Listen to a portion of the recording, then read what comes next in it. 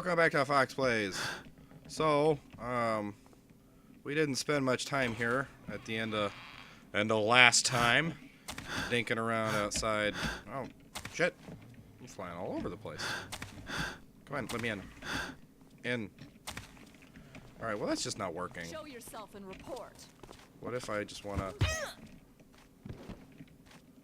Let's see if she notices. No, it doesn't look like it. Yep, okay, we're good. I'll just go in through the front door. So here we are breaking into the houses around Sheriff Truett's mansion. You know, because, like, we don't want to miss any opportunity for money, of course. So, you know, we're just gonna, there we go, got him. What?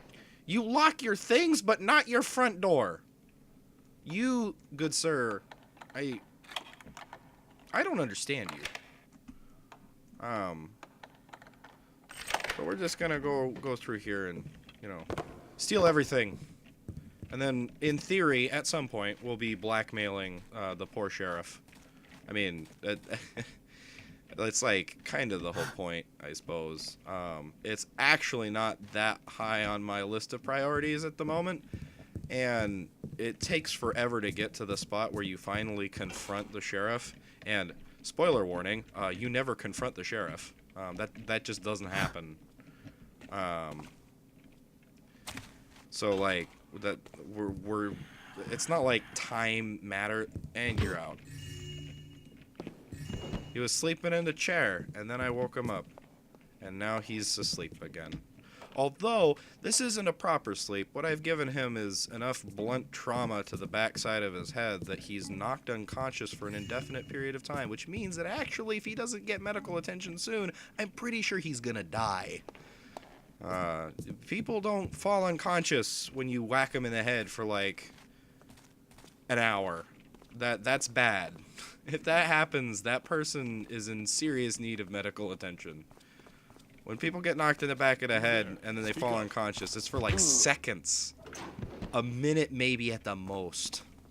So, I mean, realistically, that means that although this is supposed to be the non-lethal option to, you know, just bludgeon people until they don't move anymore, Garrett actually probably is just killing these people. Well, I'm killing these people because I'm playing as Garrett. Can you stop looking over here? Stop it. Don't get paid for jumping at nothing. No, you don't. Which is why you're totally getting paid. Well, I mean, you're probably going to go out on sick leave. I mean, shit. You've been grievously injured in the line of duty. Oh, there's a pagan up here, actually. One of two pagans you ever see in Thieves 1 and 2. I think. Like, you get to see a whole bunch of dead pagans here pretty quick.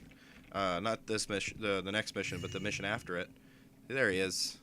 Look at that pagan. He's all sleeping on a bed of something. And you're unconscious. Out with you. Yeah, no, the mission after this, I'm gonna actually have to pull an Assassins, like from Thief Gold, you know, the mission Assassins. I'm gonna have to pull one of those and actually trail a pagan through the city streets to find out, like where he's going and shit, because that matters, or something. And pagans show up again, I mean, like, the mission afterwards with, like, in full force, although they're all dead. There's just a shitload of dead pagans and their ghosts. And in fact, really, the next time you see pagans is like, I guess, generic... You know what? I don't want to go in through the front door. I've changed my mind. I was going to go in through the front door, but I think I'm going to go by the back door. I think... Well, no, I'll go in through the front door. I'm being indecisive.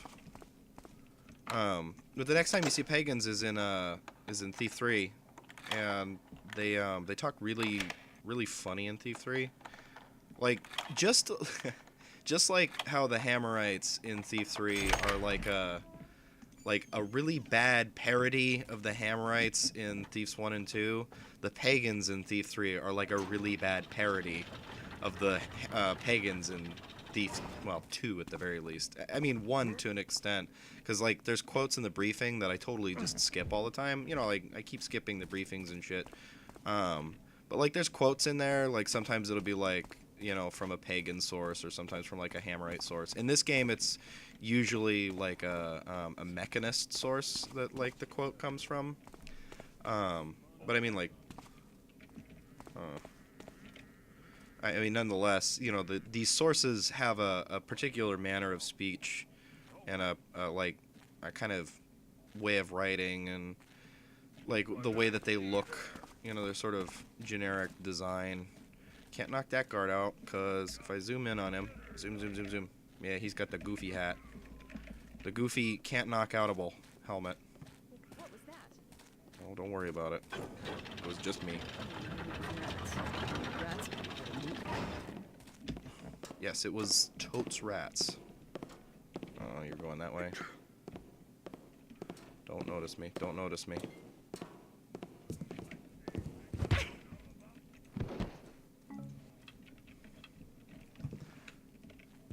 Oh, that guard's probably gonna notice me if I dink around here too long.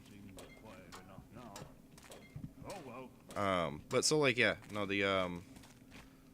the pagans in Thief 3 are like a sad facsimile of the previous pagans. They look kind of bizarre. And even more bizarre, though some of the pagans have this really weird manner of speech. You know, they say like man-fool and like sneaksy and tricksy, and they have like this kind of almost pigeon-like English. Probably just some rookie. Yes, a rookie. Me. In like, there's a couple of characters in this game that show up in one of the cutscenes. Oh, you Yeah, get no. one of the cutscenes. There's 2 characters like that are named who do actually show up in Thief 3 again. Like you can interact with them, but they talk just like the rest of the weird pagans. Even though like they don't talk like weird pagans in the cutscenes, they just talk normal. But they don't in Thief 3. Like, I don't know what was going on with the design of Thief 3, but it's bizarre. It's just wonky as shit. I mean, I like the game. It's fun. It's got a lot of problems. I don't know whether or not I should record that game or not. I don't know. Do a playthrough. Nonetheless, problems aside. All of the like unique atmosphere of those games, or not of those games, but of this game, is pretty much forgotten forever. I mean, not even just like within the context of Thief 3, also in New Thief, that stuff just got like thrown by the wayside. It's kind of a shame, really. Like, there's a reason that Mario has been so successful over the last, like, 25 years. 20 years, maybe. I think it's been longer than that. And it's because they keep the same design. Mario suddenly is not, like, suddenly different. You know, I mean... What the fuck? I don't know what's going on here. That's not supposed to happen. He's not asleep anymore. He's not snoring anyway. That's really weird.